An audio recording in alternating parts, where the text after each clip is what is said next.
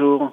Alors en fait, les rencontres de l'archipel, c'est bien plus que le miroir de Chalon dans la rue. En quoi consistent ces rencontres précisément?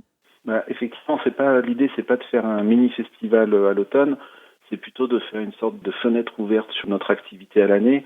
Donc c'est des rencontres avec des artistes qu'on accueille, qu'on va pouvoir retrouver au fil de l'année et qu'on retrouvera sur le festival la saison prochaine. C'est aussi le lancement du sous-titre de la prochaine édition. Depuis 3 ans maintenant, il y a un sous-titre à l'édition de Chalon dans la rue qui est travaillé toute l'année par un artiste qu'on invite. Et là, ça sera la première rencontre avec cet artiste dont je vais taire le nom parce que j'aimerais plutôt que tout le monde vienne pour le découvrir les 8 et 9. Et est-ce qu'on peut avoir quelques temps forts du programme néanmoins?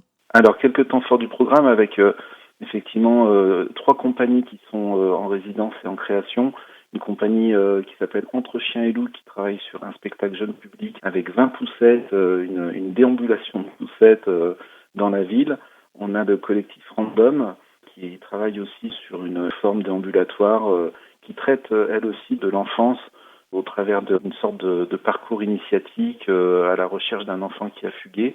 Et puis on a les locaux, le collectif Flaméandre, qui vont nous proposer une première version d'une installation dans un appartement entre mapping et son.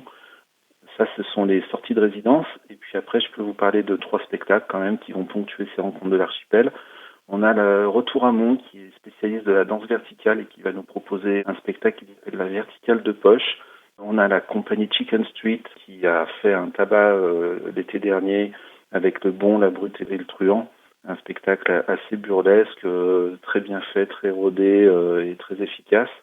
Et puis aussi, on va retrouver le collectif Les Enclumés qui vont nous proposer une lecture musicale autour d'un texte qui s'appelle Les Médusées de Gorgopolitis.